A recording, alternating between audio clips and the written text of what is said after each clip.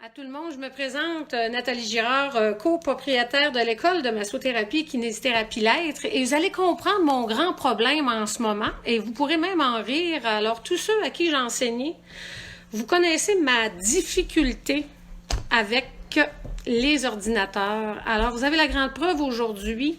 Pourquoi? Parce qu'on est en confinement, étant donné le COVID-19, et que ma comparse de travail, et qui est l'habileté dans cet ordinateur, n'est pas avec moi. Alors, comme d'habitude, je suis vraiment désolée. Alors, bienvenue là à la gang. Je vois que les petits signes montent. Alors, je vais m'arranger avec mon Facebook, avec mon iPhone, si c'est le seul. Merci. OK, cool. Alors, je suis en train de voir que j'ai, bien sûr, d'anciennes étudiantes qui sont toujours fidèles avec moi. Et je me permets de dire bonjour aux nouveaux. Et bienvenue surtout à l'être, et on va vous tenter de faire ce qu'on peut avec ce que c'est qu'on a. Et je tiens vraiment à vous expliquer, dans le fond, on fait cette discussion-là, ce qui se met plus pour moi que pour vous, parce que j'étais vraiment en train de m'ennuyer. De ne pas enseigner depuis 2 semaines, c'est extrêmement difficile. Merci Marie-Hélène. Marie-Ève, je te vois, c'est super. Good, tout le monde me dit qu'on est connecté. C'est en petit, tu vois tout. Ah, oui, moi c'est en petit, mais toi, tu me vois-tu, là? Mais je veux pas capable encore. Bon, alors, je vous présente ma comparse. Alors, nous sommes à la maison. C'est Manon, ma conjointe. Bon, Alex, t'es là aussi. Parfait. Alors, ça fonctionne, là. On voulait répondre le plus possible aux questions. Alors, je vais faire un peu un pedigree de mon historique pour ceux qui ne me connaissent pas. Alors, je suis dans le domaine de la santé depuis... je commence ma 31e année dans le domaine de la santé, spécifiquement parce que j'ai commencé dans le domaine de la physiothérapie en tant que thérapeute en réadaptation physique. Et en 99, j'ai bifurqué dans la massothérapie. J'ai été formée au Centre psychocorporel comme mentor avec Nicole Bolduc et Yousri Karakan avec le massage suédois. Et à la suite de la fin de ma formation en 99, j'ai donc ouvert ma clinique, bien sûr, de masso-kinésithérapie et Nicole Bolduc m'a demandé de commencer à faire l'enseignement. Fait que j'enseigne maintenant depuis les années 2000. Mon historique de travail est particulièrement avec les problématiques. Salut tout le monde, cool, je suis contente de vous voir. Là, je vois plein de monde qui m'écrivent. Donc, j'ai travaillé d'emblée avec plus les cas, je vais vous dire, orthopédiques, donc les musculo-squelettiques, les tendinite, bursite, capsulite, ainsi de suite. Et j'ai donc développé une approche avec un massage thérapeutique parce que, étant donné que je viens du domaine de la physiothérapie, je connais très bien le travail des physiothérapeutes. Je travaille avec des chiropraticiens. Et j'ai des amis ostéopathes et j'ai des amis aussi acupuncteurs. Alors, l'objectif, quand on a développé l'école et travaillé afin de former les étudiants, c'est que moi, je crois vraiment beaucoup aux équipes multidisciplinaires. Et c'est pourquoi que j'adore travailler en relation avec tout le monde. Demande si c'est assez fort pour tout le monde. Magali, est-ce que c'est assez fort pour tout le monde? Pas assez fort pour moi, c'est bizarre. Mais toi, qui te voit. OK. Là, je vais monter le volume de mon cellulaire. Peut-être que ça va améliorer votre son. Good. Fait que tout ça pour vous dire, l'objectif, c'est d'amener un travail d'équipe. Parce que vous allez voir, là, avec la philosophie de pensée que je vais vous amener, je trouve que tout le monde a sa place. Et avec la massothérapie, on est génial. On peut aider le travail facile des physiothérapeutes, des orthos, des ostéopathes, pas des orthos, mais des orthopédistes, des ostéopathes. En tout cas, ainsi de suite. Alors, tout ça pour vous dire que je vais donc commencer d'emblée à faire la discussion sur les pathologies cervicales et qu'on voit généralement dans le domaine de la massothérapie. Alors, moi, je vais vous parler. Qu'est-ce qu'on peut faire comme massothérapeute? Alors, certaines personnes sont massothérapeutes, d'autres seront kinés, d'autres seront ortho. Alors, il y aura pour certains peut-être des limites versus les approches que vous pourrez avoir. Moi, je préconise d'être capable de reconnaître ses compétences. Et l'objectif dans tout ça, c'est quoi? C'est d'améliorer notre client. C'est de faire de lui qu'il y ait un état paisible dans sa vie pour le libérer de certains inconforts et être vraiment, vraiment bien. Donc, moi, j'appelle ça aider les gens sur sa qualité de vie. Alors, la majorité des pathologies que probablement vous avez rencontrées, on voit souvent les pathologies qui sont dues à un whiplash cervical. Alors, je vais commencer avec un peu les pathologies qui sont plus d'ordre comme un traumatisme, c'est-à-dire un whiplash cervical peut arriver souvent, on les voit plus régulièrement lors d'accidents de voiture.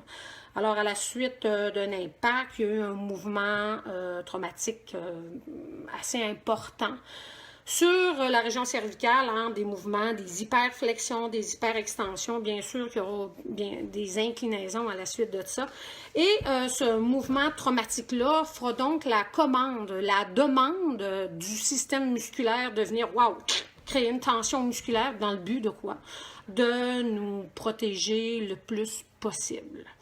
Donc, cette protection des tensions qui s'installent à la suite du traumatisme pour nous éviter d'avoir donc plus de douleur. Qu'est-ce qui va arriver avec le temps? Ces tensions-là vont devenir plus problématiques. Pourquoi? Au début, il était notre ami, il est venu là pour nous protéger. Malheureusement, les tensions vont s'installer et perdurer pour devenir peut-être de la chronicité. Et lorsque ces tensions-là seront donc trop grandes, amener des phénomènes de ce que j'appelle de déséquilibre où, si je suis tendue entre la musculature qui soutient les vertèbres, qui est entre les vertèbres, va amener ce qu'on appelle nos systèmes de compression. Alors, tantôt, je vais sortir un petit peu plus des images. Fait que si je suis en tension, je suis par le fait même sur un système de compression vertébrale qui aura donc tendance à amener plus comme des phénomènes de friction qui seront au niveau des facettes articulaires que je vais discuter aussi un peu avec vous. Alors, grosso modo, les traumatismes à la région cervicale vont nous amener des tensions par protection.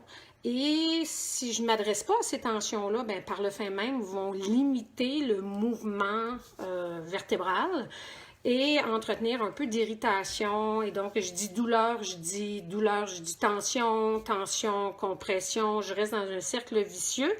Et malheureusement, on aura fait plusieurs interventions qui auront été bénéfiques, mais il va souvent rester un certain pourcentage de la douleur et qui sera souvent entretenu par ces tensions musculaires chroniques-là et qui peut faire avec le temps un petit peu plus, je dirais, d'effets un peu néfastes. Alors, nous sommes rendus à 71 personnes qui nous regardent. Alors, merci à vous. C'est ce que vous aviez écrit sur l'événement. Alors, c'est génial. Alors, le whiplash est donc souvent à la suite d'un accident de voiture. Bon, par l'accident, je dis voiture, mais je pourrais dire moto, skidoo, 4 roues. Mais allez encore plus loin que ça et faites juste penser. Alors, c'est pourquoi que quand moi, je demande à ma clientèle, qu'est-ce qu'ils font comme loisir ou comme sport? Souvent, les gens vont faire du ski alpin, de la planche à neige ou peu importe. Alors, il y aura ce qu'on appelle des chutes qui auront été faites et à la suite de ça, la chute peut ressembler à un whiplash. Écoutez, manquer, tomber, tandis que la prochaine fois, juste attendre avant de commencer dans le sujet. Ah, ok, je suis désolée si ça vient l'intensité de stress que j'ai vécu là, Madame Pelletier. Alors, je pourrai reprendre et vous poserez vos questions.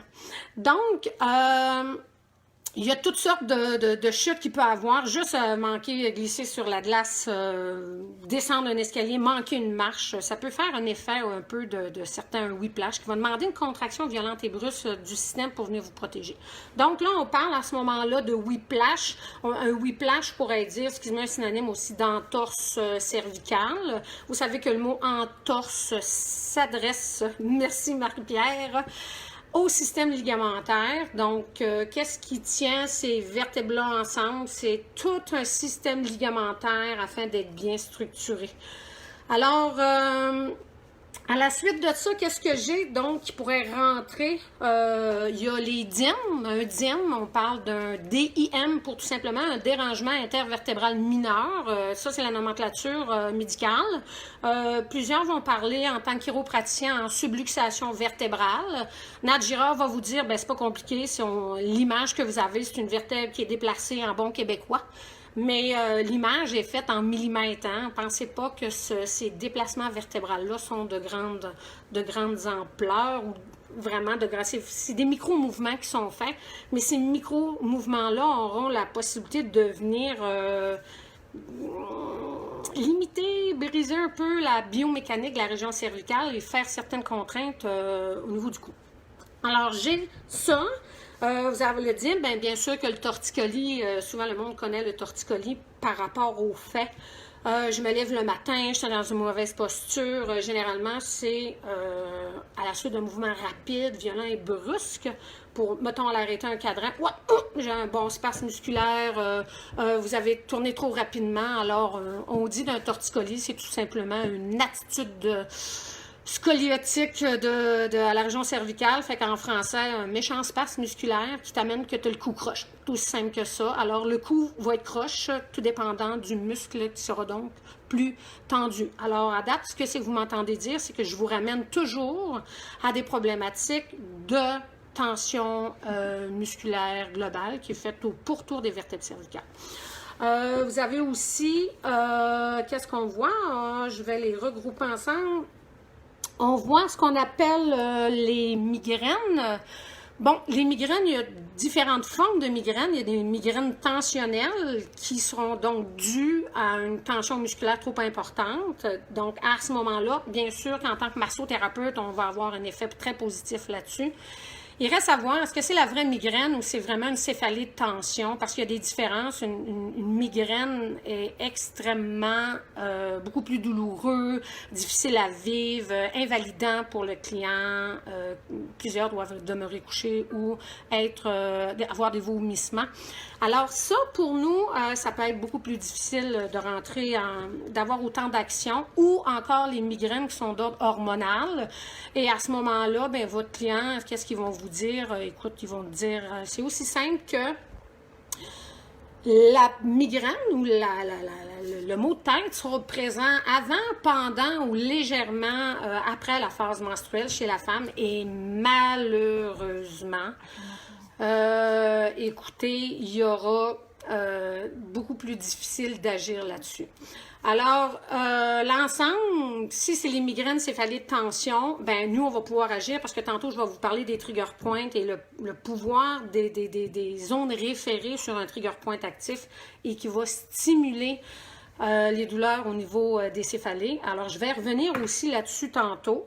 On m'a demandé aussi la névralgie d'Arnold. Fait que la névralgie d'Arnold, c'est tout simplement être concentré avec une femme à côté de toi qui rit comme une folle. C'est assez difficile.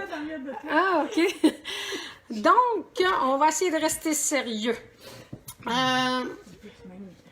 Si je voulais revenir avec la névralgie d'Arnold, parce que j'ai eu la question versus Évangéline, les névralgies d'Arnold, les vraies névralgies d'Arnold sont ceux qui amènent une compression du nerf d'Arnold. Donc, on parle souvent de la compression qui sort entre les premières vertèbres cervicales, macéen et la base de l'occiput. Alors, le postérieur de la base de l'occiput, j'aurai donc des tensions musculaires qui vont s'installer ici et fera une compression du nerf d'Arnold et aura tendance à donner une douleur sous forme qu'on appelle de némicace qui peut aller jusqu'à l'œil. Des fois, les gens vont avoir une perception vraiment juste dans la zone du sourcil aussi. Alors, bien sûr, sachant que c'est une zone qui vient s'adresser, ce que j'appelle à la région cervicale haute. Quand je parle de région cervicale haute, je parle de l'occiput, donc le C0, l'atlas pour le C1 et le C2 qui est l'axis. Alors, les tensions musculaires se font vraiment dans ces zones-là, donc en postérieur. C'est pourquoi que les gens vont avoir tendance à venir travailler ou tenir ces zones-là pour se faire des compressions pour diminuer la douleur.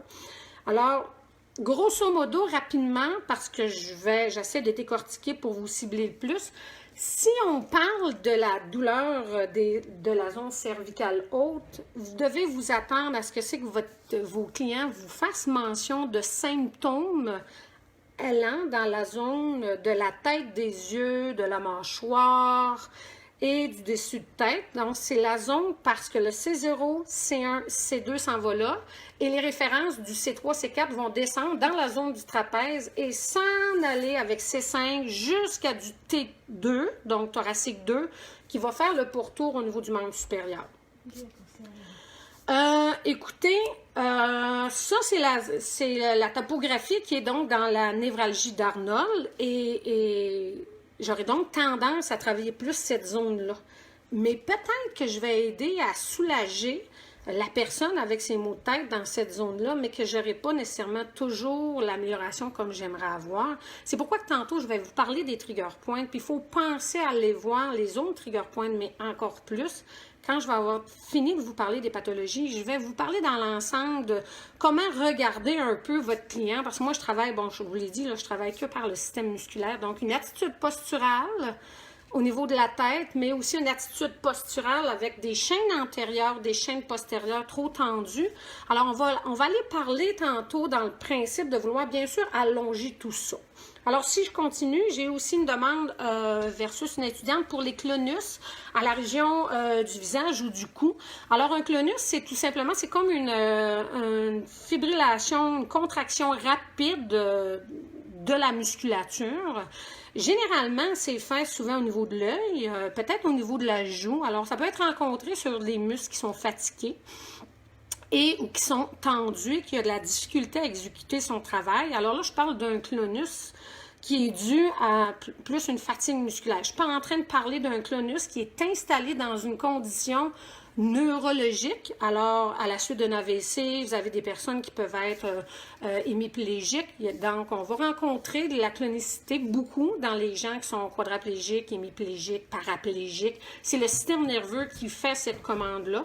Alors, pour calmer un clonus musculaire, l'objectif, c'est vous prenez le muscle et vous allongez lentement et doucement la fibre musculaire et par le fait même, la vibration, la contraction rapide de ce muscle-là va se coucher et va finir par relâcher. C'est un des principes pour aider vraiment à relâcher une genre de tension sous forme de clonus musculaire. Alors ça va. Whiplash. Et là, je vais parler des hernies discales. Alors, qu'est-ce qu'une hernie discale? Alors, vous savez, tout le monde savait que le disque se situe bien sûr entre deux vertèbres cervicales couchées sur les plateaux vertébraux. Et oui, il me dit le torticolis. Fait prends-la en note. Manon va prendre en note. Je ne vous répondrai pas toutes, puis je reviendrai à la suite de vos questions là, que Manon va noter. Alors, une hernie discale, vous savez qu'au niveau d'un disque intervertébral, il y a l'anneau fibreux et en plein centre, il y a le noyau gélatineux, fait 88% d'eau. Et lui, selon la compression du déplacement des vertèbres, va avoir tendance à faire déplacer ce noyau-là, tout dépendant. Alors, si je fais une flexion vers l'avant, bien sûr que j'ai une compression entre les vertèbres ici à l'avant, ce qui va faire quoi? Va faire une pression sur le disque et tenter à chasser vers l'arrière mon noyau. Donc, ça, c'est dans le mouvement de flexion. Bien sûr, si je fais l'extension, le noyau fera l'inverse, va s'en aller vers l'avant. Et dans les inclinaisons, il va chasser du côté de la convexité. Et bien sûr, dans les systèmes de rotation, il est plus un petit peu squeezé par la direction des anneaux qui sont différentes. Il va faire comme un petit stress et augmenter un peu la tension du noyau à l'intérieur. Alors, un hernie discale est généralement un traumatisme fait en flexion au niveau du rachis cervical et qui va avoir tendance à chasser le noyau et fortement et qui va avoir tendance à faire sortir, je ne sais pas si vous voyez ma petite bouboule là, qui sort, je la fais sortir plusieurs fois. Alors, l'hernie va sortir vers l'arrière. La majorité des hernies se font vers l'arrière tout simplement parce que la majorité du mouvement traumatisant pour un disque est vers l'avant, étant donné le grand bras de levier. Alors, je me permets de vous dire que depuis maintenant 31 ans que je pratique dans le domaine de la santé, je peux vous dire que la région cervicale n'avait pas autant de pathologies avant, mais malheureusement, dû à l'arrivée des portables, des iPads, des tablettes, les gens en font énormément. est dans des positions extrêmement en stress et souvent en flexion. Alors, les gens vont faire ce qu'on appelle du iPad, du portable vraiment en flexion et qui fait un grand stress sur le disque et chasse le noyau vers l'arrière. Généralement, les noyaux sont assez solides pour maintenir ça, mais si les gens ils ont eu un petit peu une entorse cervicale, peut tendre à amener des petites micro-déchirures au niveau des anneaux, ce qui va fragiliser le disque vertébral et éventuellement amener la possibilité d'une hernie discale. Alors ça, l'hernie discale, c'est donc le noyau qui est chassé vers l'arrière.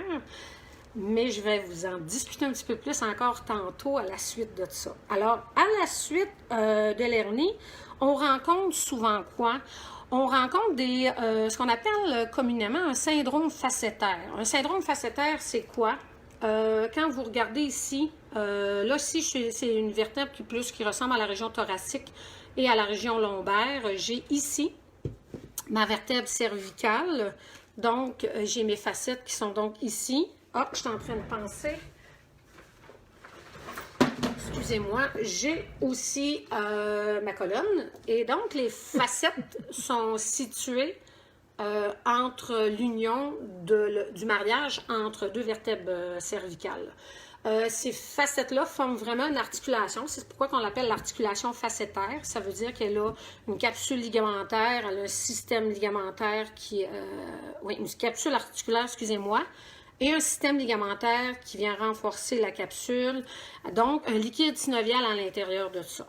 Et les syndromes facétaires vont être donc une atteinte à l'articulation facétaire qui peut être d'ordre inflammatoire, c'est-à-dire vous avez fait un whiplash cervical, un mouvement violent et brusque, paf, a amené en arrière un écrasement et a amené une compression sur les facettes. Maudit Alex. Donc, il a amené une compression sur les facettes et a, à la suite de ça, irrité la facette. Donc, j'ai la facette, je peux avoir une inflammation, je peux avoir un dyme à laquelle je vous ai parlé tantôt. Et le dyme peut créer donc une atteinte au niveau de l'articulation facétaire. Et bien sûr, vous avez l'arthrose facétaire qui vient créer souvent ce qu'on appelle des ostéophytes. Un ostéophyte, c'est une petite pine osseuse, comme un genre de petit bec de canard qui va sortir sur la facette articulaire ou au niveau du corps vertébral et qui peut amener une compression au niveau de la racine nerveuse. Alors, j'ai l'atteinte facétaire qui crée une irritation, une inflammation, donc crée une douleur, tension musculaire qui vient nous protéger. Personnellement, c'est toujours un peu le même principe. Et j'ai aussi, bien sûr, et fréquemment, je suis certaine que vous avez dans vos cliniques des gens qui souffrent d'arthrose cervicale. Alors, l'arthrose cervicale, elle peut être au niveau des corps vertébrales, comme elle peut être au niveau de l'articulation facétaire. Quand je fais de l'arthrose vertébrale, généralement, j'ai aussi ce qui accompagne ça, c'est ce qu'on appelle du disque arthrose. Le disque arthrose, c'est la diminution de hauteur du disque intervertébral qui sont entre mes vertèbres. Vous savez que le corps est super intelligent, extrêmement bien fait. Alors, dans la position naturelle, où est-ce que j'ai le respect de la hauteur de mon disque intervertébral, tout est beau, tout est parfait et j'ai donc une distance entre les facettes articulaires et qui vont, oui, je vais revenir, et qui vont donc garder une liberté dans l'articulation. Si j'amène une dégénérescence au niveau du disque, qu'on appelle communément du disque arthrose, je fais quoi? Je diminue la hauteur du disque et le disque, en se diminuant, je rapproche donc les facettes articulaires et qui va tendance à amener de l'usure, donc de l'arthrose au niveau facétaire, et qui là, on peut engendrer ce que je parlais tantôt, des ostéophytes, qui soient au niveau de la facette ou au niveau du corps vertébral. Donc, on me demande les symptômes, oui, pas de problème. Alors, les symptômes, dans l'ensemble, les gens arthrosés vont parler de raideur, L'arthrose, la caractéristique de l'arthrose, c'est vraiment une raideur articulaire. Donc, à la suite d'une position prolongée, les gens, quand ils vont recommencer à vouloir se mobiliser, ils vont avoir une sensation de raideur et après quelques minutes, à la force de bouger, ben c'est sûr que là, à ce moment-là, il y aura un assouplissement qui va se faire au niveau de l'articulation. Et là, après ça, les gens vont dire « Ah, ben, ça me prend une couple de minutes, puis après ça, je suis correct. » Donc ça, c'est la raideur qui va accompagner les gens qui vont être arthrosés. Par contre, il est fréquent de voir un phénomène inflammatoire qui va accompagner l'articulation arthrosée. Et c'est à ce moment-là qu'il y aura une douleur de la région cervicale qui va être occasionnée par l'inflammation qui est à l'intérieur des structures.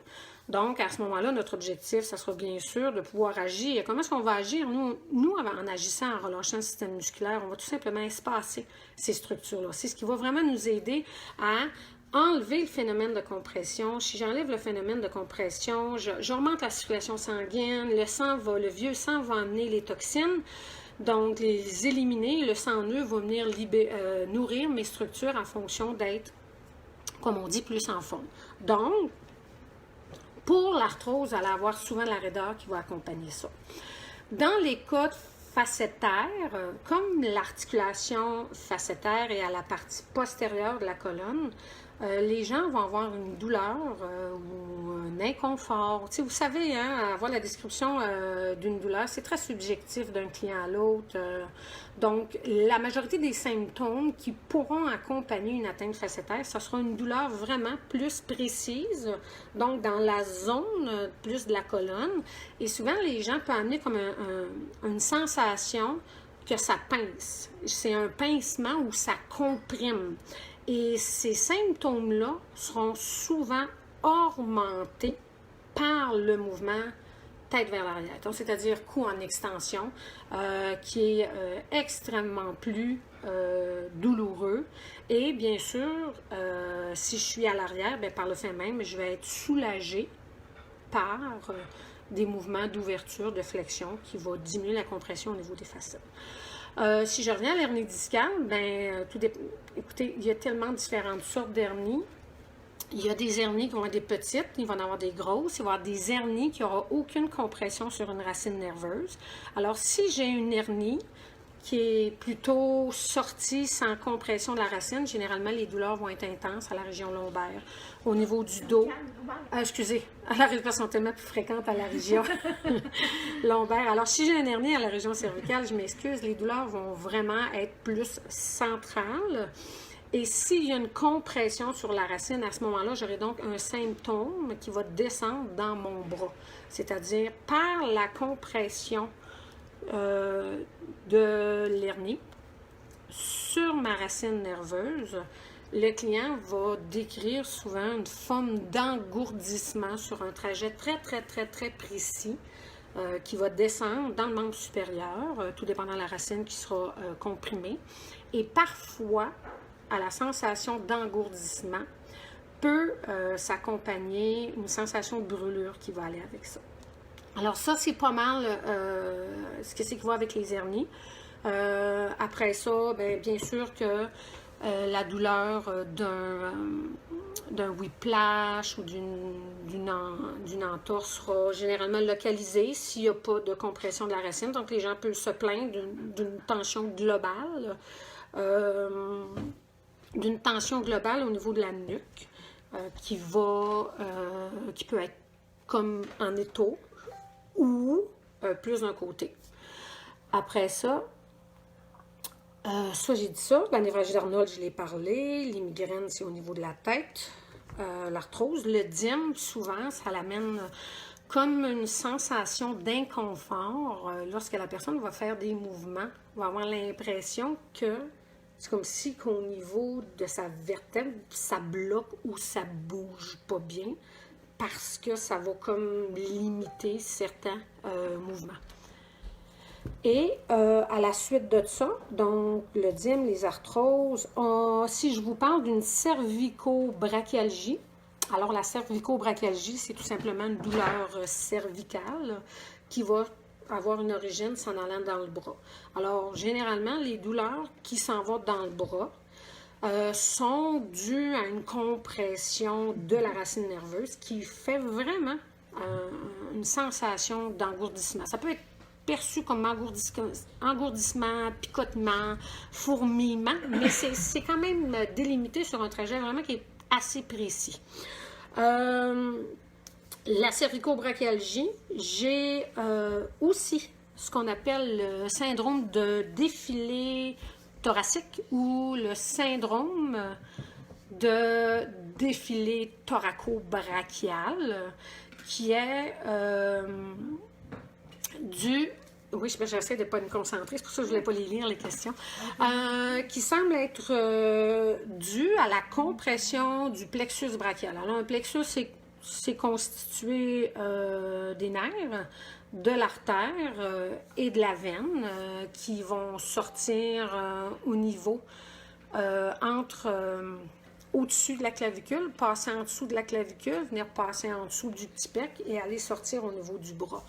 Généralement, un défilé thoraco-brachial aura donc des symptômes beaucoup plus perçus dans le membre supérieur et de façon comme globale.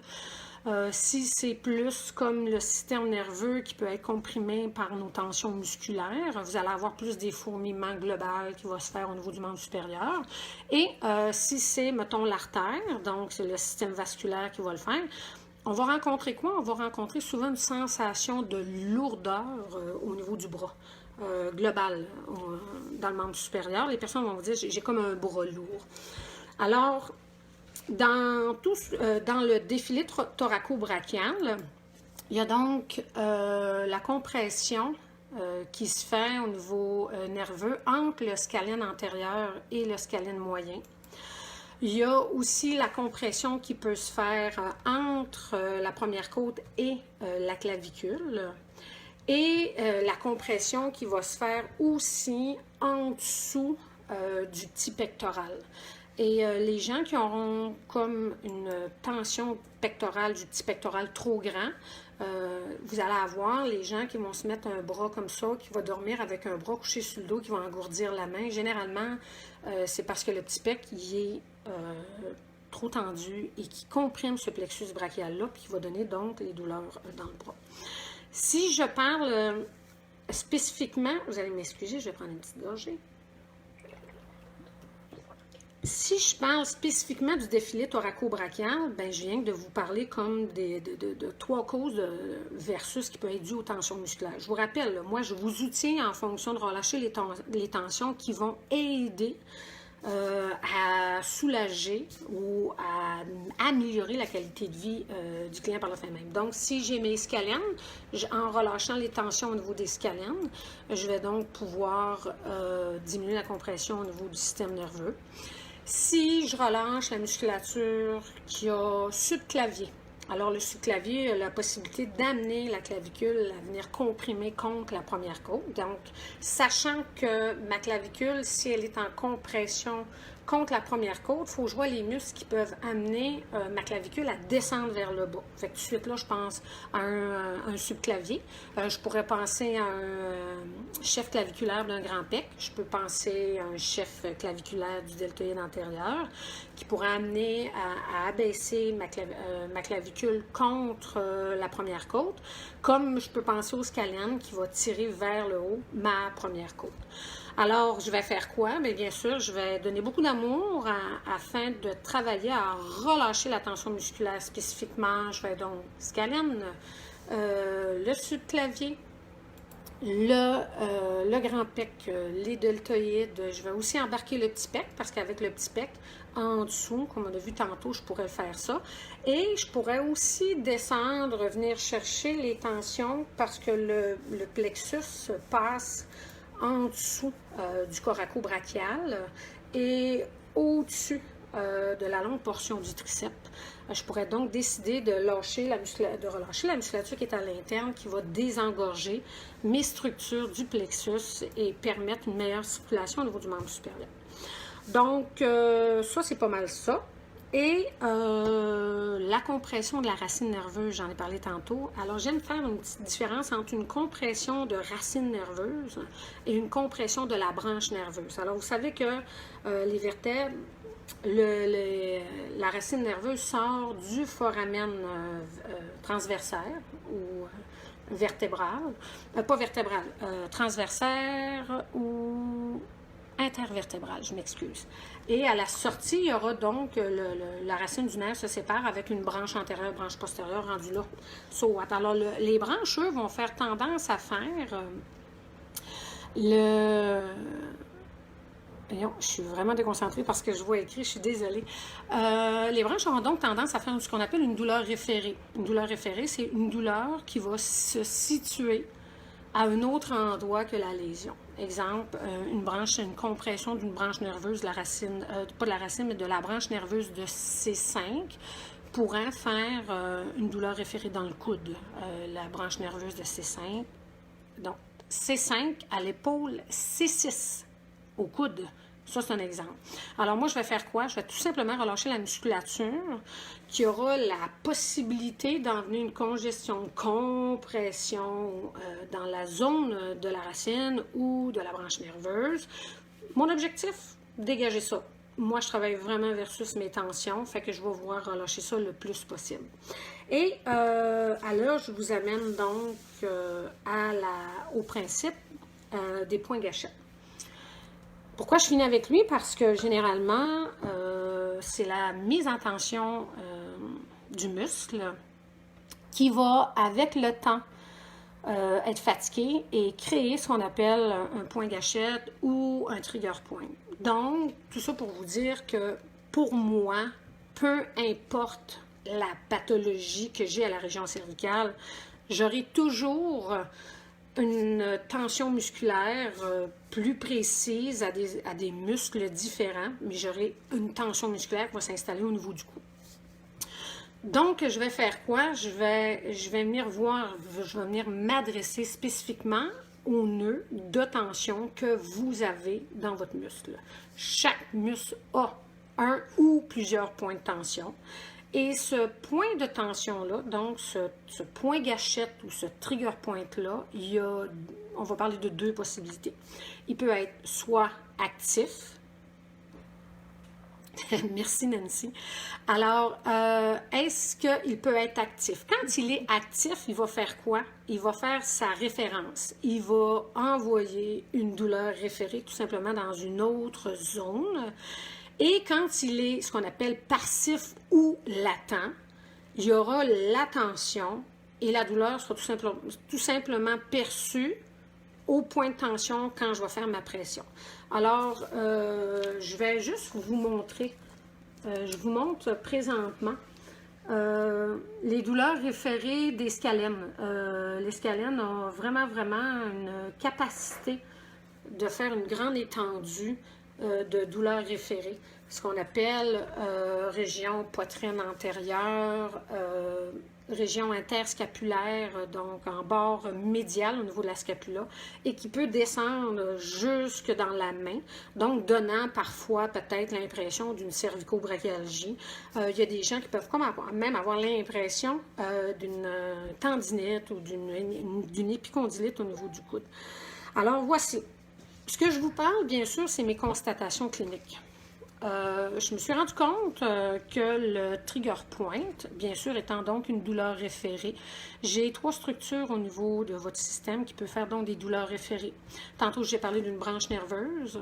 Là, je vous parle du trigger point. Alors, moi, en tant que masso, kiné, orthothérapeute, j'agis vraiment à venir déprogrammer cette tension-là au niveau du trigger point qui est actif pour alléger les symptômes qu'il pourrait faire. Donc, aider mon client à avoir une meilleure qualité de vie. Mais, comment va s'installer ça? C'est que souvent, avec le temps, la tension va venir trop lourd sur la fibre musculaire et donc stimuler à activer le trigger point en étant actif et faire ces douleurs référées. Écoutez, c'est tout simplement une fausse interprétation au niveau du cortex. Donc, tout ça est neurologique. Ce qui est beau dans les douleurs référées, c'est vrai, la troisième structure, c'est les viscères. Les viscères font aussi... C'est moi qui écris. OK. Les viscères font aussi une douleur référée. Donc, moi, mon objectif, quand j'ai mon client avec de grandes tensions et que je vois qu'il y a des trigger points qui sont installés et qui sont actifs, mon premier désir, c'est de vouloir venir déprogrammer ce point de tension-là. Alors, je vais le faire comment? Grâce à la massothérapie. J'ai comme principe, alors, mettons, moi, sur un client qui vient faire un massage d'1 heure, je vais masser facilement un bon 45 minutes. Écoutez, que vous faites du suédois, du californien, du hama, que vous faites du deep tissue, que vous faites des ventouses, toutes ces thérapies-là sont bonnes à venir donc diminuer la tension musculaire et de faire que ce point gâchette-là qui était actif et avec sa référence, de venir la casser et faire que là, au moins, la tension sera présente locale, mais ne fera plus cette référence-là. La caractéristique du trigger point quand il est actif, il fait une douleur diffuse et mal localisée. Alors souvent, le client va vous dire, je sais pas, j'ai comme mal dans le bras, ouais, c'est pas. Ça peut m'élancer, moi, je peux pas te dire. C'est vraiment, vraiment diffus et c'est souvent mal localisé. Alors, qu'est-ce que vous allez voir? C'est lorsque vous allez arriver sur la tension musculaire, donc votre trigger point précis, lentement et doucement, vous allez venir pour aller chercher, voir si ce trigger point-là peut être actif. Vous allez immédiatement avoir la réponse de votre client qui va vous dire...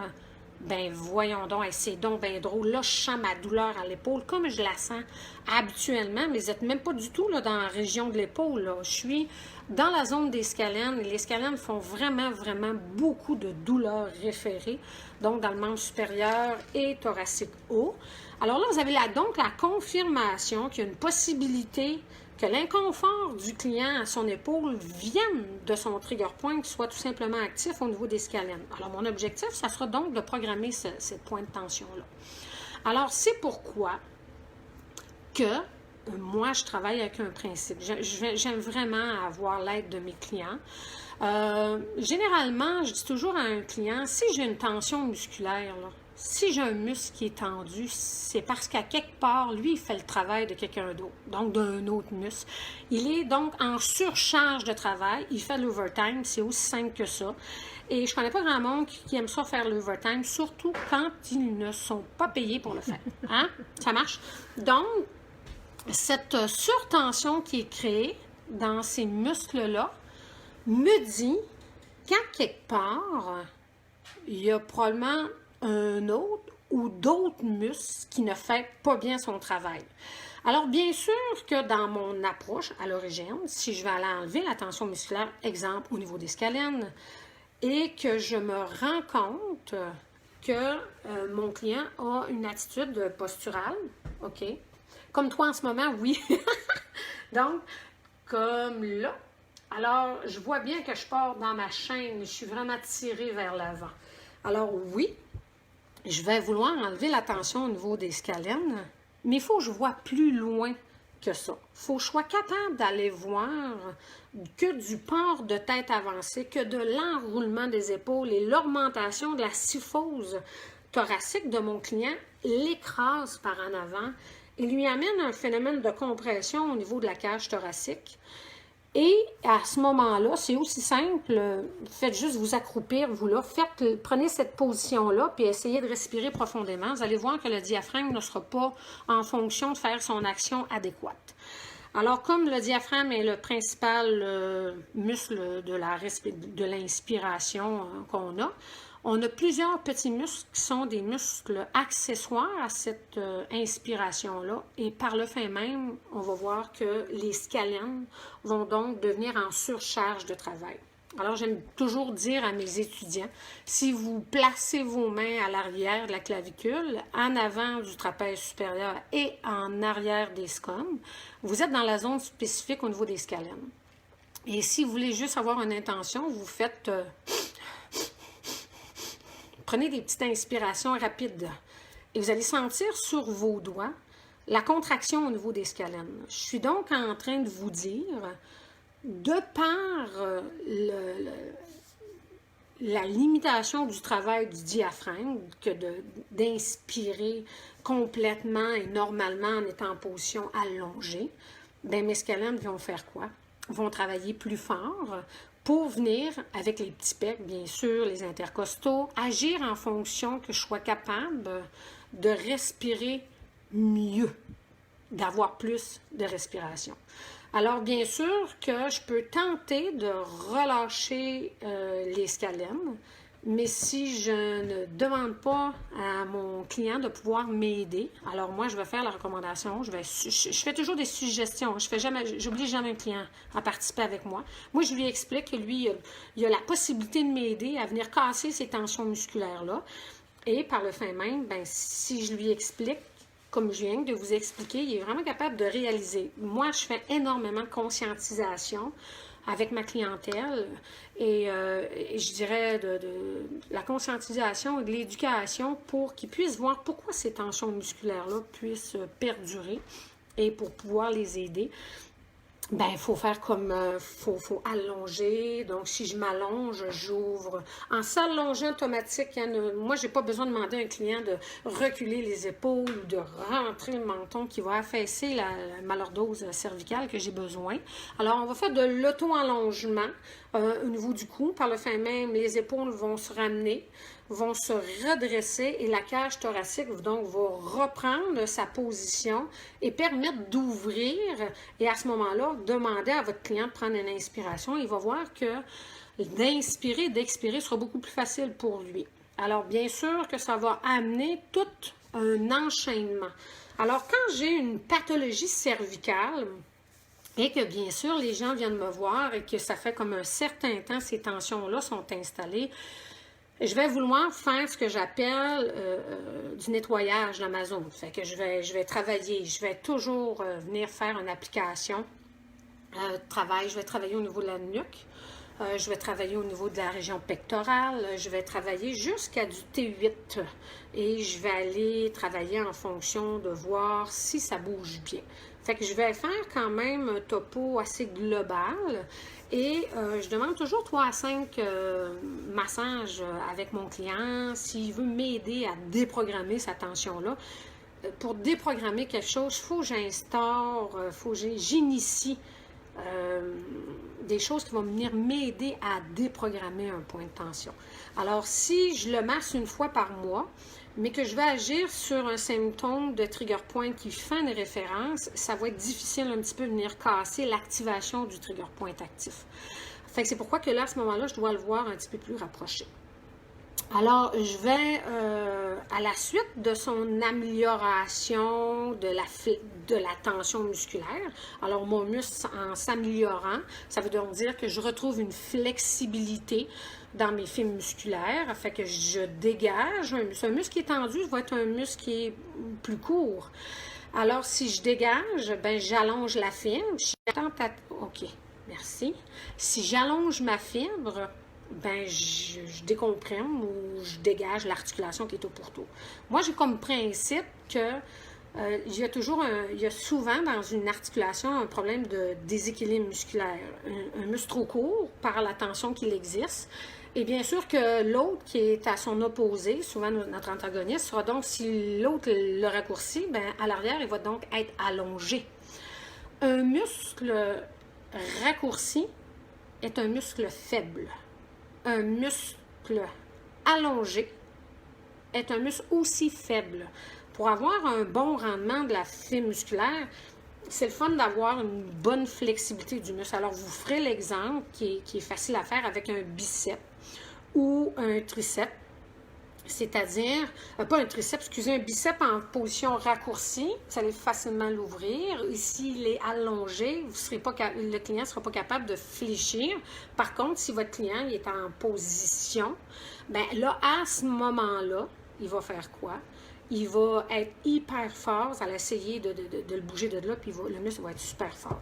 Donc, moi, pour mon principe, donc, si je relâche la fibre musculaire, si j'améliore ma flexibilité du muscle, alors j'améliore sa force musculaire, j'améliore aussi sa capacité de faire bouger mon articulation en étant plus équilibrée. Donc, je vais assouplir la musculature qui va être trop raccourcie. Et idéalement, ça serait de faire renforcer la musculature qui est trop allongée. Fait qu'un muscle étant plus souple, va relâcher le stress sous l'articulation et permettre à l'articulation d'être dans sa position naturelle. Et pour stabiliser tout ça, bien sûr que si vous avez la chance d'avoir du renforcement musculaire qui est fait. Si vous n'avez pas les compétences pour enseigner le renforcement musculaire, vous référez en physio, vous référez à des kinésiologues. Donc, il y a toujours la possibilité de travailler de concert. Comme je vous dis, moi, je travaille beaucoup de concert avec les autres professionnels de la santé. Donc, si je vais plus loin, puis je regarde tout ça, je vais aller chercher donc mes chaînes de fermeture ou d'ouverture, donc mes chaînes musculaires qui vont être tendues. Alors, quelqu'un qui va avoir une chaîne où est-ce qu'il va partir beaucoup plus vers l'avant et qui aura des tensions musculaires vers l'avant. Alors, si je tire vers l'avant, j'ai bien beau vouloir essayer de m'allonger, mais j'aurai toujours une contrainte. Alors, je vais donc devoir travailler sur un ensemble de ma chaîne antérieure, de bien vouloir l'allonger. Et donc, je vais travailler les petits pecs, le grand pec, je vais travailler le diaphragme, je vais travailler les psoas, je vais travailler l'iliaque, je vais aller chercher la musculature au niveau des cuisses, le droit fémoral, le TFL, le sartorius, pour donner du lousse. J'étais en train de manquer de batterie. Je vais chercher mon chargeur à batterie, s'il vous plaît. Donc, pour pouvoir aider à donner du lousse en avant, allonger ma structure et par le fait même, après ça, bien là, si on a la possibilité d'avoir du renforcement musculaire de la chaîne en l'arrière, donc nos stabilisateurs au niveau de la scapula, donc on parle du trapèze inférieur qui est énormément sollicité, du dentelé, du grand dentelé ou du dentelé antérieur aussi qui va pouvoir venir travailler, mais je vais aussi trapèze moyen. Mais je vais vraiment travailler en fonction de vouloir vraiment m'allonger au maximum, le plus possible là-dedans. Ce qui me concerne... Je les ai pris en ligne. Oui, excusez-moi, donnez-moi 30 secondes. Je vais juste charger mon cellulaire parce que je ne voudrais pas vous perdre, comme j'ai eu de la difficulté. Il va falloir que tu me l'approches. Il est trop loin, Manon. OK. T'amènes? Merci. Alors, on se replace. On va voir si je vais être correct encore de nouveau. C'est pas évident comme ça. Bon. OK. Parfait. Je suis sous la recherche, ça va bien aller. Donc, vous allez aller travailler en fonction de... moi, je veux tout simplement donner de l'allongement, que vous ayez une atteinte facétaire, de l'arthrose, du discarthrose, une compression de racines nerveuses. Alors, si vous regardez, la majorité du temps, on est en phénomène de compression. Alors, tout ce que je veux faire, c'est allonger la structure. Alors, vous allez aller travailler spécifiquement... si je reviens un peu avec les migraines, il y en a qui parlent de commotion cérébrale. Alors, tout dépendant du temps de la commotion cérébrale... Migraine, tu avais une question aussi. Oui, c'est quoi la tension migraine? Migraine ophtalmologique, là. Oui. Dû à des tensions musculaires. Cindy a demandé ça. Oui, il y a une possibilité. Si les gens portent des lunettes pour des migraines ophtalmologiques, ça peut très bien que les yeux... ce sera vraiment plus difficile, la personne va forcer. Ah, puis j'ai oublié de vous dire aussi en même temps, alors les yeux, la langue va aller aussi avec ce que j'appelle tantôt la région cervicale haute. Donc, il n'est pas rare que dans les migraines, qu'il y ait un problème, une connotation avec les yeux, fait qu'on va faire des exercices aussi avec les yeux qui vont pouvoir aider ça. Ça, c'est pour les migraines. J'ai perdu un petit peu mon fil. Les torticolis. le concert demandait. Là, les torticolis est souvent dû tout simplement à un spasme musculaire intense et qui va amener à une attitude avec un coup croche, si on veut, qui est un petit peu normal, étant donné le spasme qui sera dû là. Hey, je suis vraiment déconcentrée, je suis désolée, là. Je ne sais pas si mon chose sera bien sur la charge parce que je ne vois pas la charge. J'ai l'impression qu'il n'est pas fermé, qu'il n'est pas ouvert. OK, laisse-les comme ça, je verrai. Good! Donc, grosso modo, si je vais agir là-dessus, je veux vraiment que... Vous savez que le SCOM a la capacité de donner un symptôme de mal de tête, problématique au niveau de l'oreille, de la mâchoire. Oui, la commotion, je reviens, c'est pour ça que j'en parle. Donc, nausées, vomissements, bon, donc tension musculaire, du SCOM, possibilité maux de tête, étourdissement, nausées et vertige, qui sont donc des symptômes qui ressemblent énormément à la commotion. Donc, si je dois travailler le SCOM qui va aller enlever ces symptômes-là. Alors moi, ce que je voulais dire, c'est de la commotion cérébrale, tout dépendant du temps ou de la durée de la commotion. Généralement, les gens qui ont une commotion sont souvent suivis en physiothérapie spécialisée, soit vestibulaire ou au niveau de la commotion. Il y a vraiment des exercices spécifiques à faire au niveau de la commotion. Puis quand moi, mon client aurait été libéré par le physiothérapeute considérant que les symptômes sont adéquats pour eux, mais qui a tendance à avoir encore un petit peu de ces symptômes-là qui persistent, ben moi, je vais rentrer en massothérapie et venir travailler beaucoup au niveau du SCOM. Et bien sûr, la base des suboccipitaux, mais surtout au niveau du SCOM. Et les gens, souvent, ont peur de venir travailler au niveau du SCOM. Ce qui est important, c'est vraiment de faire une poussée, une pression vers l'arrière et non vers la trachée. Et vous pouvez peut-être avoir certaines craintes parce que parfois, quand je comprime à la hauteur à peu près du C3 en antérieur, il y a un trigger point et qui fait comme réflexe tousser la personne. Fait que peut-être qu'en tant que massothérapeute, si ça vous est arrivé, vous avez peut-être eu la peur comme d'étouffer votre client, mais non, c'est vraiment un symptôme d'un trigger point actif au niveau du SCOM. Alors, je travaille bien sûr énormément au niveau des SCOM et au niveau des scalènes parce que la majorité de votre clientèle aura des pores de tête avancés. Alors, c'est des muscles qui seront extrêmement tendus. Les scalènes sont souvent sous tension et bien sûr, vous allez avoir des élévateurs de la scapula à l'arrière qui sont hyper tendus. Excusez-moi, ce qui est un peu normal dû au port de tête avancé. Ce sont donc des extenseurs qui doivent travailler fort pour garder la tête en équilibre. Et la tête, on travaille toujours avec une tête. La tête va toujours chercher à avoir une position à l'horizontale, dans le sens que les yeux travaillent toujours à l'horizontale. Donc, souvent, les gens peuvent avoir la tête croche, penser qu'ils ont la tête droite, et quand vous allez lui demander de ramener sa tête parce qu'il y a peut-être un petit peu d'inclinaison, bien à ce moment-là, la personne va avoir l'impression d'avoir la tête croche, pourtant il est droit, qui est vraiment dû au système avec les yeux. Donc, lorsque vous voyez une attitude posturale de votre client qui va être dans ces positions, en ayant l'action du muscle. Je ne comprends pas la question. On travaille quel muscle pour le clonus? Le muscle qui est en Le muscle qui est en clonus. Le clonus, c'est un état de contraction rapide faite au niveau du muscle lui-même.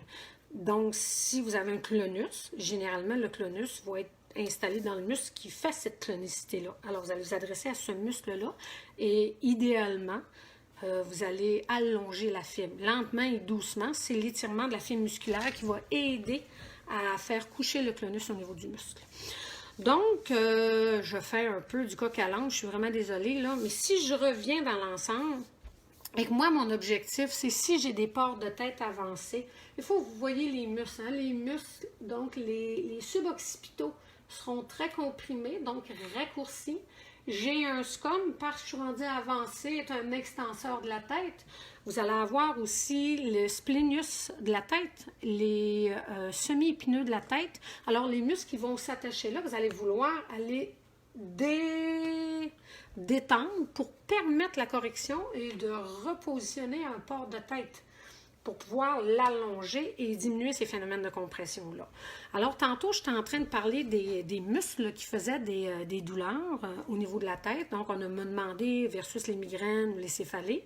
Alors, si vous regardez scum, fait une douleur référée au niveau de la tête, les splenius, les semi-épineux, les longissimus, les suboccipitaux, et le trapèze supérieur vont vous faire des douleurs référées au niveau de la tête. Fait que si vous avez des gens avec des céphalées, ça sera donc super important à venir travailler, détendre ça. Moi, je travaille dans un principe de... Je m'installe, c'est-à-dire je réchauffe vraiment beaucoup ma musculature parce que quand je vais m'adresser au trigger point, ça va être beaucoup plus facile de venir le relâcher. Plus je relâche la musculature globale, plus je la réchauffe, plus ça va être facile pour moi de venir faire coucher un trigger point qui sera actif. Alors, vous réchauffez la musculature, vous travaillez directement le trigger point de ce que c'est que vous avez appris dans vos approches, dans vos formations. Excusez-moi l'expression, mais ne gossez pas trop longtemps un trigger point parce qu'il peut faire un effet inverse, ça veut dire qu'il peut se restimuler en space parce qu'il est comme agressé. Quand vous avez travaillé un 20-30 secondes sur un trigger point, faites des manœuvres de liaison entre les deux, allez jouer au pourtour, revenez ou allez dans la tension plus haute ou plus basse dans le muscle pour réussir à faire un travail sur l'ensemble du muscle. Et moi, à la suite de ça, je fais ce qu'on appelle, ce qui aide à déprogrammer un point de tension, c'est de l'active release qui a été enseigné, mais qui est fait un petit peu de manière différente. On le fait passivement, c'est-à-dire vous raccourcissez la fibre, vous faites la compression sur le trigger point et vous allongez la fibre.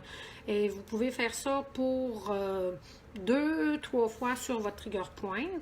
Après avoir fini ça, je vais placer ma fibre musculaire dans son allongement le plus possible. C'est-à-dire donc, j'étire le muscle jusqu'au temps que je sente ma résistance musculaire.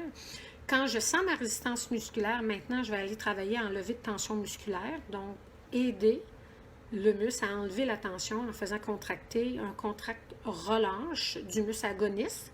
Donc, pour aller fatiguer les Golgi.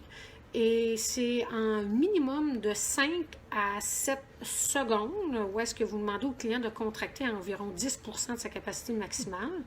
Et après ça, vous allez demander relâche. Et souvent, qu'est-ce que je vois au niveau des clients, pas des clients, excusez-moi, au niveau du thérapeute, c'est quand vous demandez au client de relâcher, vous oubliez de relâcher, vous relâchez comme trop sec, fait ce qui fait un allongement un petit peu trop rapide.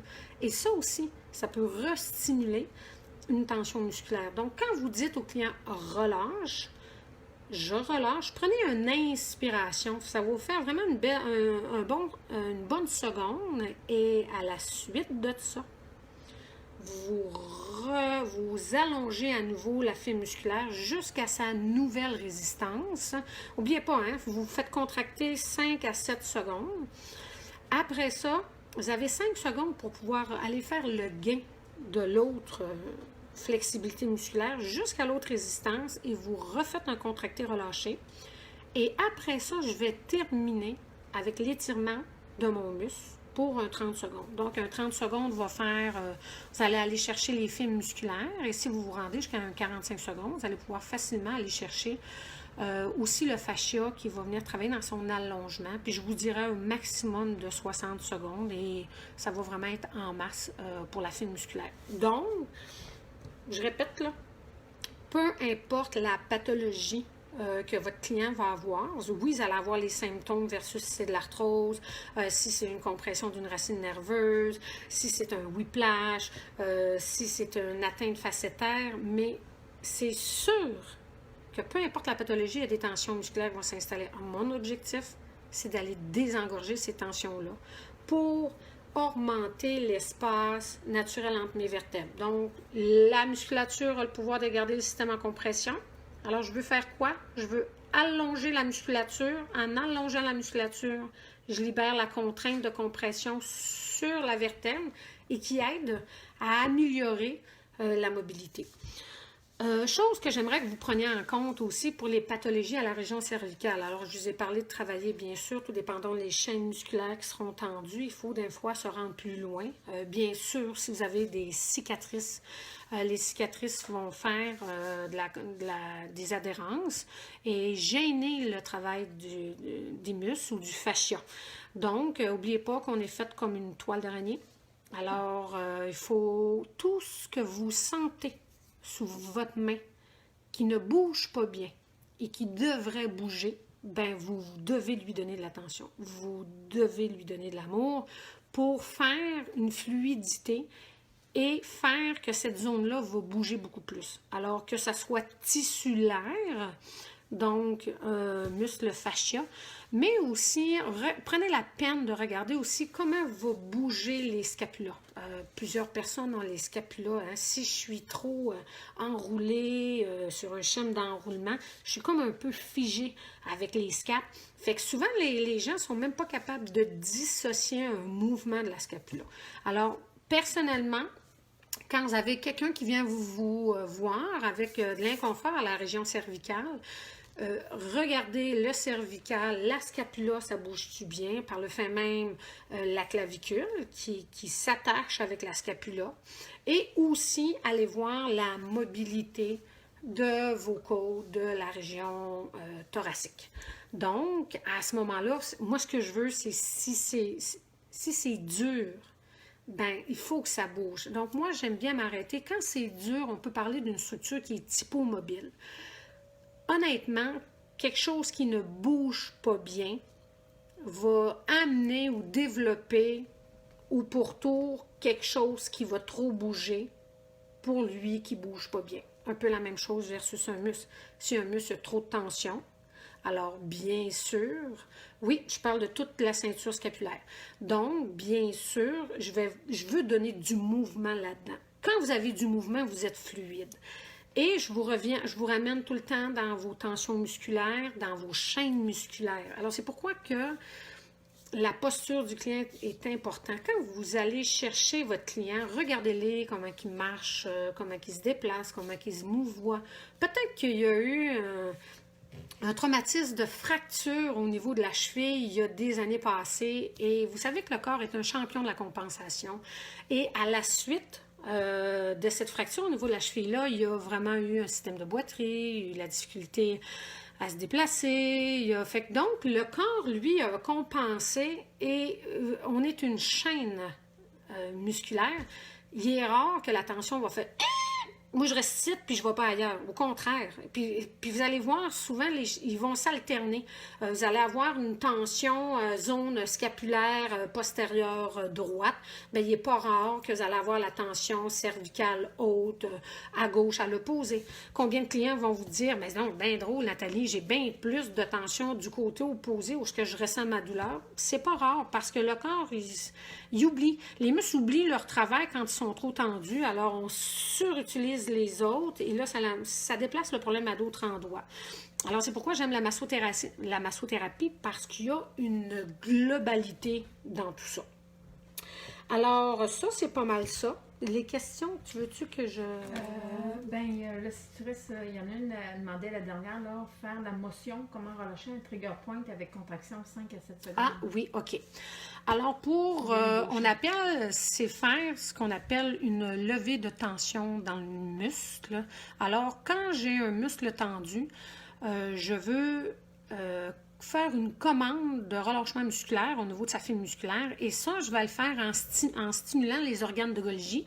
Et la manière de le faire, je vais donc faire contracter le muscle en tension. Légèrement, là. Souvent, le client a tendance à vouloir se contracter tellement fort que c'est vous qui avez de la misère à tenir la contraction. C'est pas normal, là. Là, je dis à mon client, non, relax, relax. Fais juste me pousser ça légèrement dans ta main.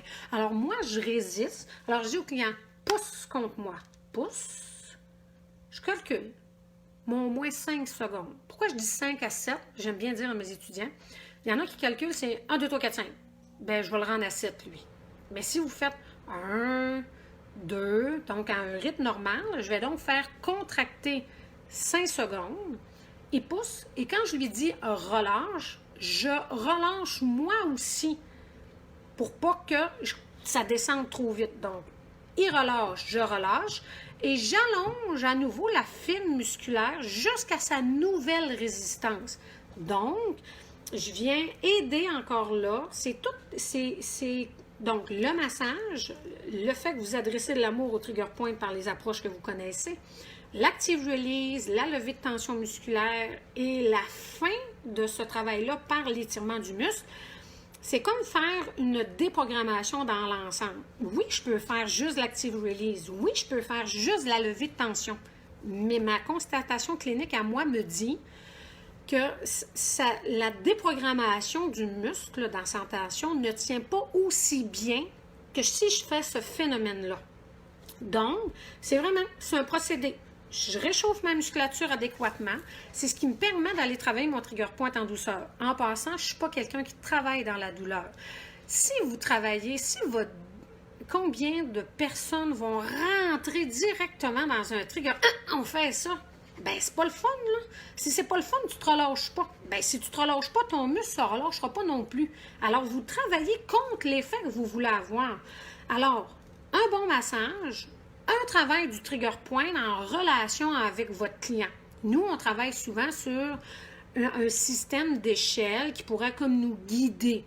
Vous pouvez travailler avec les couleurs. La couleur jaune, c'est léger, orange, c'est moyen, puis rouge, ben c'est trop intense. Il y a la cotation de la douleur sur une échelle de 10. Bon, encore là, certaines personnes vont avoir de la difficulté à coter une douleur, mais en tout cas, on va se faire un outil de travail en disant que moi, je travaille sur du 5-7 sur 10. Ça, c'est mon maximum. Je travaille dans le orange. Quand je travaille mon client, je regarde comment il réagit parce que si je travaille trop fort, il se crispe, il serre les mains, les pieds bougent, il se teure. Je veux pas ça. Donc, je travaille mon point de tension. Moi, je travaille en pompage. J'ai travaillé longtemps ce qu'on appelle en ischémie, c'est-à-dire je comprends, je reste comme 20-30 secondes et je relâche à la fin. Je vais vous parler d'un livre tantôt que je réfère aux clients. Donc, Musculino travaille beaucoup avec ce qu'on appelle plus un principe de pompage. Donc, vous relâchez tout petit. Alors, c'est pas un swing trou à laquelle vous rentrez dedans parce que vous devez sortir de la tension et rentrer. Vous êtes dans la tension, vous restez dedans, sensation confortable pour du client et c'est comme des petites oscillations rapides qui fait que vous faites des petites ouvertures et qui fait passer la circulation sanguine beaucoup plus dans ce coin-là. Et ça aide donc vraiment à relâcher beaucoup plus la musculature. Donc, je masse, je travaille mon trigger point, je décide pour venir l'aider davantage dans sa relaxation à faire de l'active release.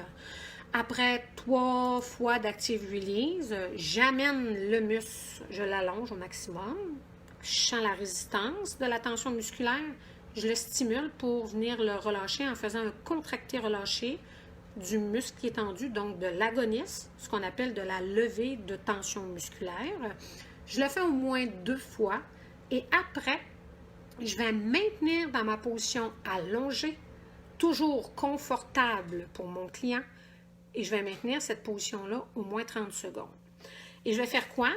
Bien là, à la fin, quand je fais de la recommandation à mon client, je lui suggère, si ça lui tente, de m'aider à défaire ces tensions-là, à déprogrammer la tension qui est faite par le trigger point et qui peut faire ses références dans son symptôme, c'est de faire de la chaleur chez lui. Alors, la chaleur active au bout de la circulation sanguine, ce qui va donc faire énormément du bien. Et j'ajoute à ça de l'automassage.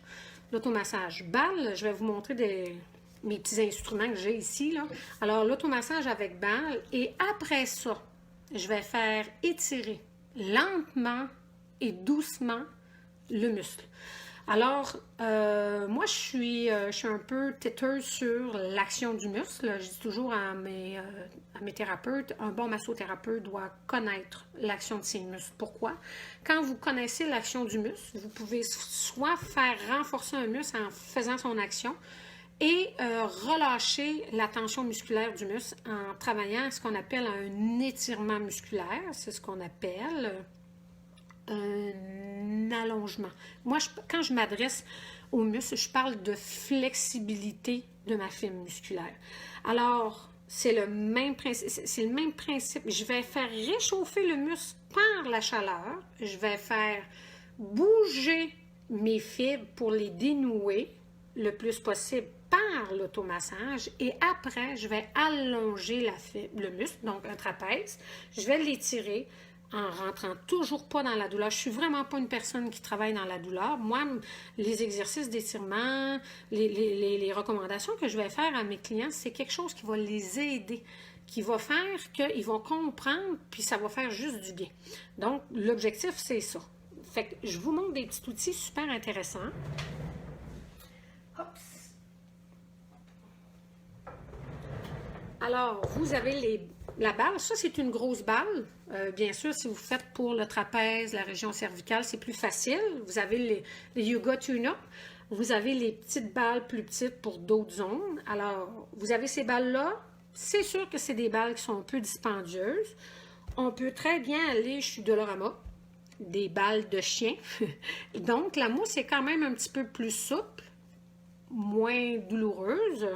Ou les petites balles 3 couleurs qu'on avait dans le temps et qui sont par contre un petit peu plus rigides, mais c'est beaucoup plus souple. Il y en a qui vont me parler parfois de balles de golf parce que plusieurs personnes jouent au golf. Je dirais jamais non, sauf que c'est plus agressant un petit peu pour la structure, c'est plus difficile. Hein? Balle de tennis.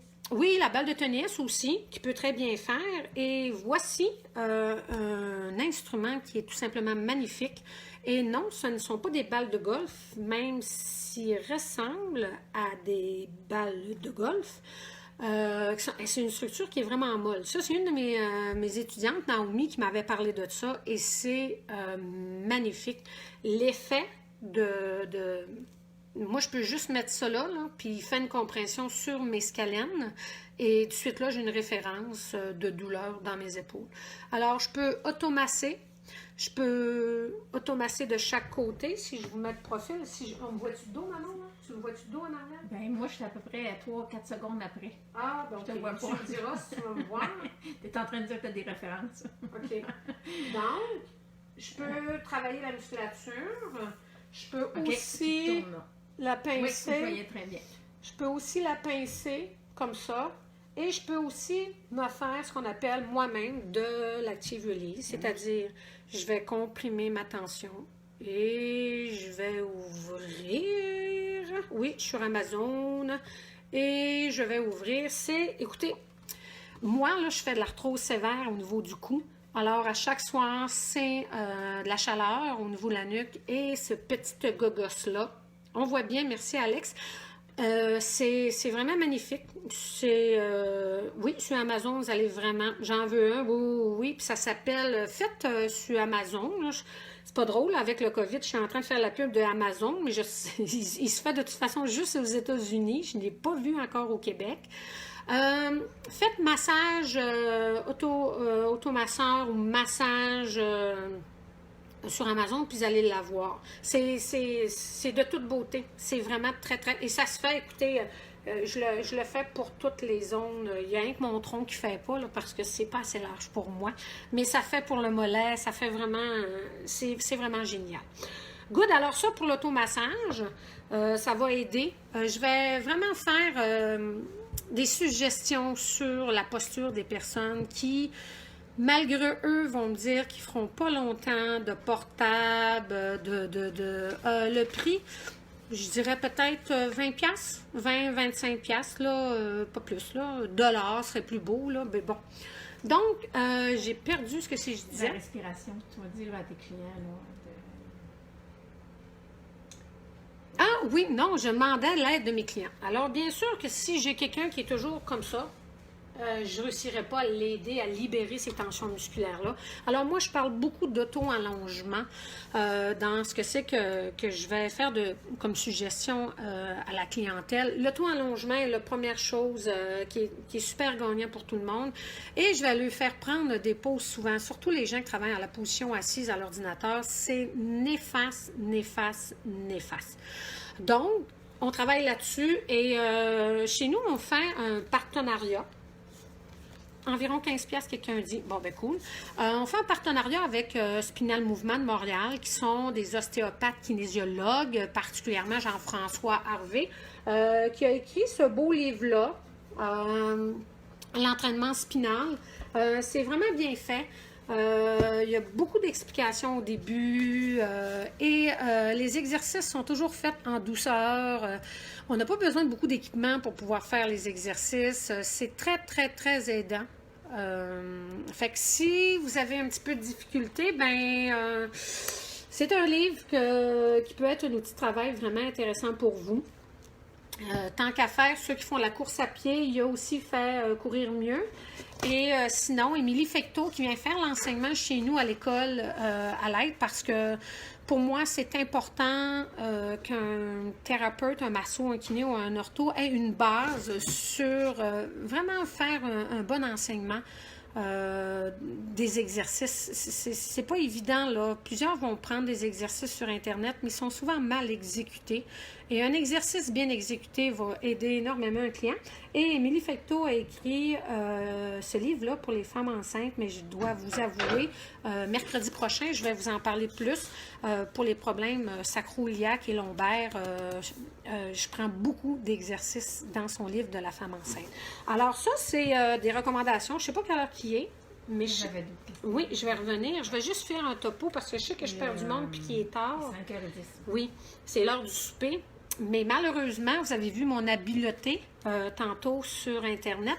Donc, je prends 3h30 parce que ma conjointe, elle fait du télétravail et j'ai besoin de ses yeux avec moi pour que je puisse vous parler. Et elle termine à 3h30. Fait que c'est pourquoi que j'ai pas le choix. Il faut que je fasse c'est ça à partir de 3h30. Une autre suggestion? Hein? Tu vas l'enregistrer? Oui, je vais l'enregistrer. Je ne sais pas comment je vais faire, mais oui. Alors, un autre livre qui est vraiment génial, c'est mon livre de référence pour les gens qui viennent faire la massothérapie chez nous en anatomie 1. C'est mon livre aussi pour l'anatomie avancée et mes trigger points. C'est un 5 en 1. Alors, tantôt, j'ai enlevé au niveau des scalènes, mais si, OK. Alors, vous avez la douleur référée, OK? Puis après la douleur référée, oui, il est vraiment génial. Vous avez comment étirer le muscle. Alors, comment le thérapeute peut le faire et comment le client peut aussi s'étirer le muscle. Et ça, vous l'avez pour toute la musculature. C'est un livre qui est un peu dispendieux, c'est-à-dire qu'il vaut peut-être 135 $. Par contre, c'est un livre qui est super aidant. C'est le visuel de la musculature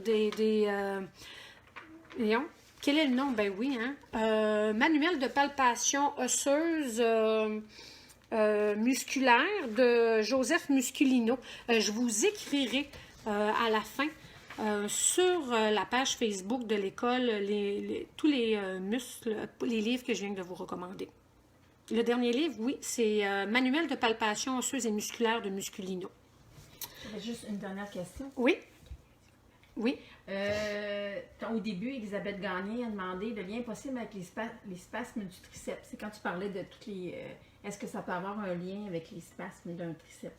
Au début, là, c'est... Elisabeth, est-ce que tu es encore en communication avec moi? Tu avais une question versus... Le lien possible avec les spasmes du triceps. Le lien possible avec l'espace du triceps, mais versus quelle pathologie? Le syndrome du défilé thoraco-brachial, peut-être? Oui, c'est là que tu disais, probablement, mais peut-être plus là. Oui. Si vous avez un spasme au niveau du triceps, le triceps peut amener la compression, particulièrement au niveau du chef long, peut faire la compression au niveau du paquet vasculo-nerveux qui va descendre. Mais quand je vais arriver au niveau des douleurs, oui, du plexus brachial, merci Steven. Quand je vais arriver au niveau du membre supérieur, donc je vais faire l'épaule toute seule éventuellement, puis après ça, on va faire tout le membre supérieur. Mais on va reparler de la chaîne qui peut amener la compression sur le plexus brachial, tout dans le membre supérieur. Écoutez, je ne veux pas vous garder trop longtemps parce que l'intérêt s'en va. Si vous avez d'autres questions, écrivez-les sur la page. J'espère vraiment que mercredi prochain, 3h30, je serai en onde, vraiment sur place. Si vous avez des questions, peut-être les envoyer à l'avant. J'apprécierais beaucoup. Là. Je vais refaire un événement Facebook pour mercredi prochain avec la discussion sera sur les pathologies thoraco-lombo-pelviennes ou thoraco-lombo-sacrées. Et si vous avez des questions spécifiques, bien là, je pourrais me préparer un petit peu à l'avance, les inclure pour mieux répondre à vos questions.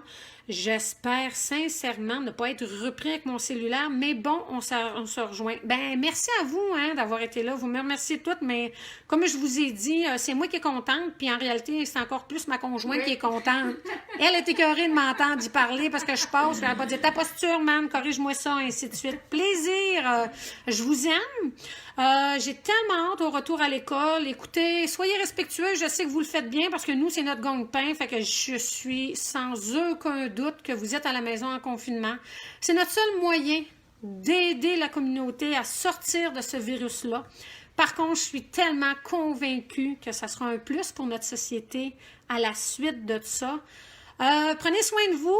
Prenez soin de vos proches. On se dit mercredi prochain, 3h30, avec toutes les problématiques thoraco-lombo-pelviennes. Merci beaucoup d'être là. Vous êtes un stimulant, un boost naturel vraiment pour moi. Et merci aux nouvelles personnes qui ont adhéré un petit peu à la philosophie de pensée de l'école L'Être. Vous serez toujours bienvenus à venir nous voir avec nos beaux locaux. Merci la gang. Bye bye. À la prochaine. Salut.